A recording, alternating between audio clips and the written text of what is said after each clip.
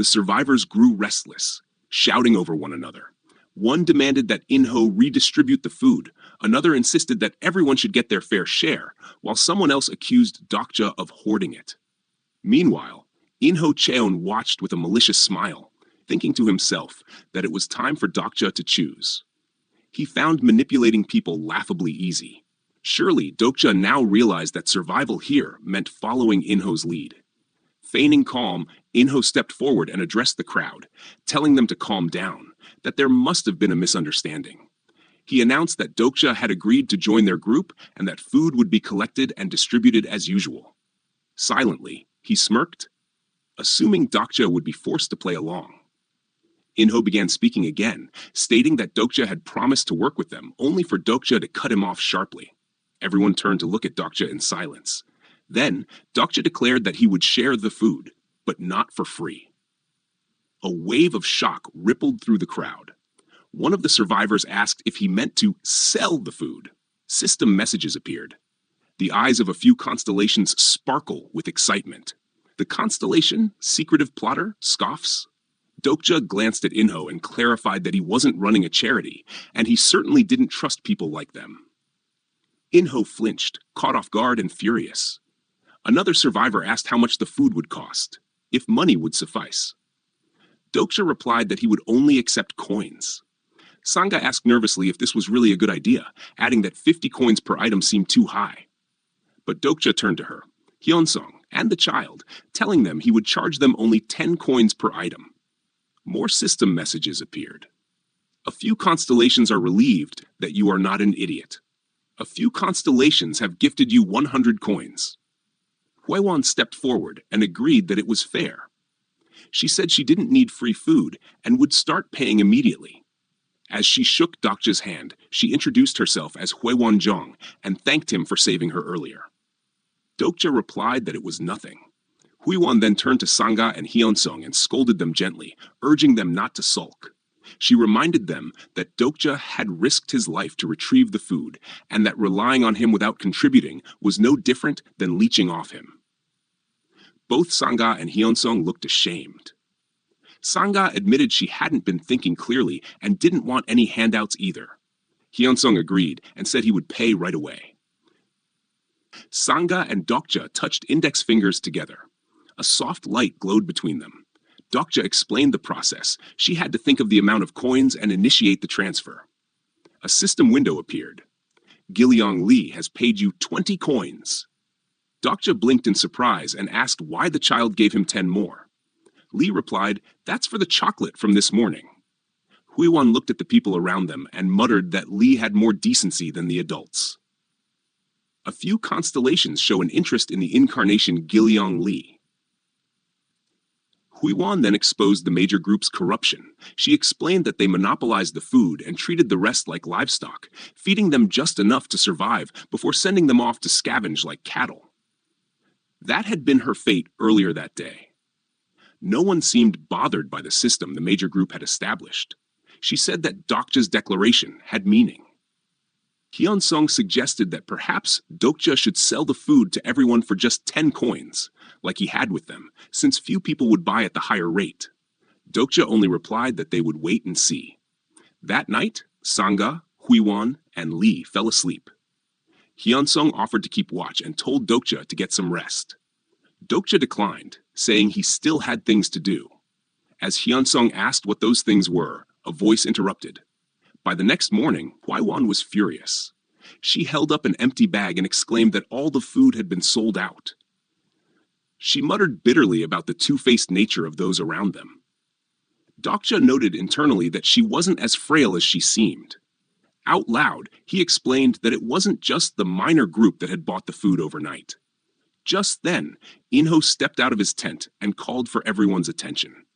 He declared that from now on, food distribution would be limited to 3 biscuits per person. An uproar followed.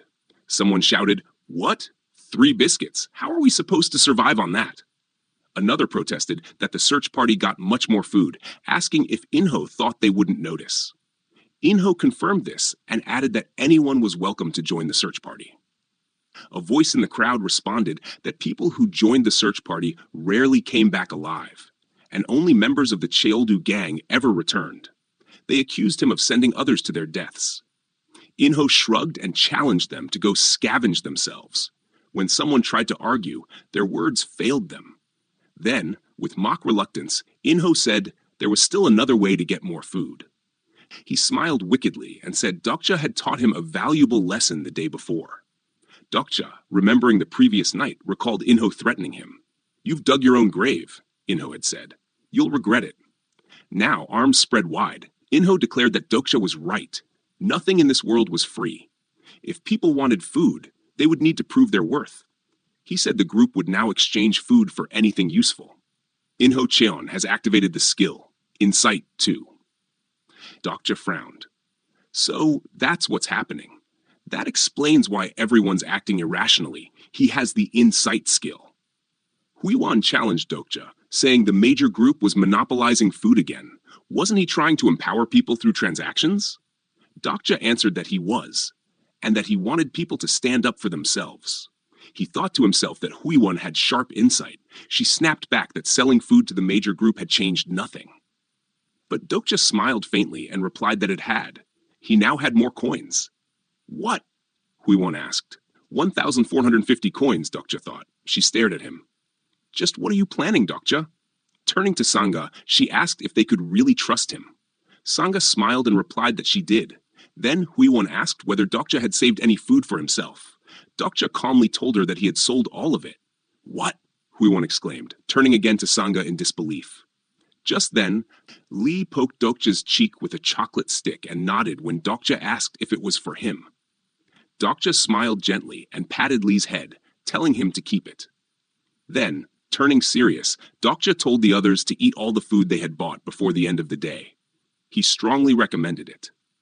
Elsewhere at the Cheoldu gang site, someone balked at the price, 200 coins per food item. One of the gang members coldly told them to get lost. Later, on the railway, Huiwan crouched near Dokja and warned him that everyone who'd gone that way had died, gangster or not. She asked if he really intended to go, then thanked him again for saving her life.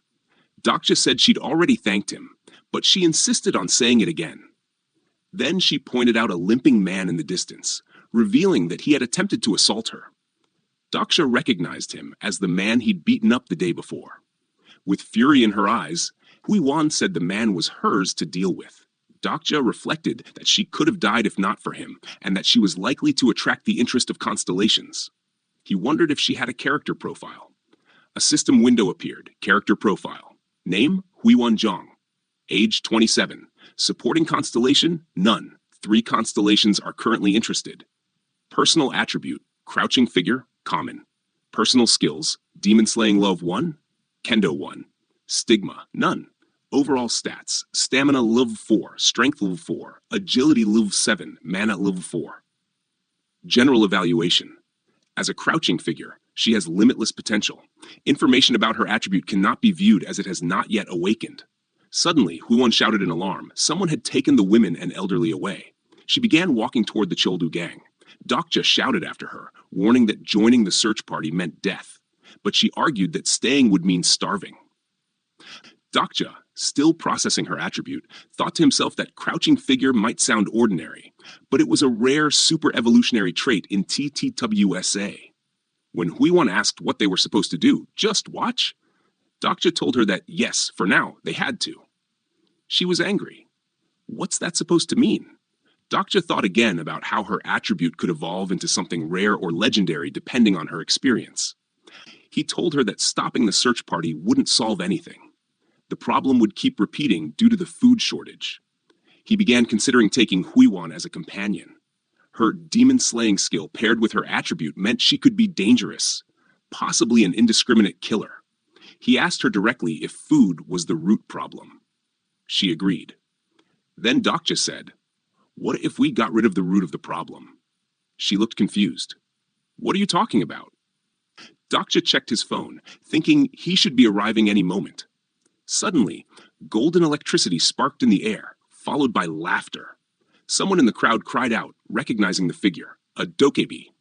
The dokebi greeted them, mocking their boredom and announcing that the one in charge of the channel was currently being disciplined. Disciplined? Daksha repeated in surprise. The Dokebi confirmed it and said it would now be managing the scenario. But it was puzzled at how peaceful everyone looked. Frustrated, it snapped its fingers. An additional penalty has been added to the scenario. Food may no longer be stockpiled. All food will be removed. All remaining food rose into the air. What's going on? Someone shouted. The food! The Dokaibi laughed, mocking their gluttony. Stuffing your face won't save you, it sneered before snapping its fingers again and vanishing. Inho and his men stared in shock. Then, more system windows appeared. An additional penalty has been added to the scenario. The category Survival Fee has been added. 100 coins will be withdrawn daily at midnight as a survival fee. You will die if you have insufficient funds to pay the survival fee. The survival fee will be collected until the second main scenario is cleared. You have entered the second scenario area. Find and move to the location where the scenario will be activated. Dokja, watching the chaos, smiled faintly to himself. This is more like TWSA.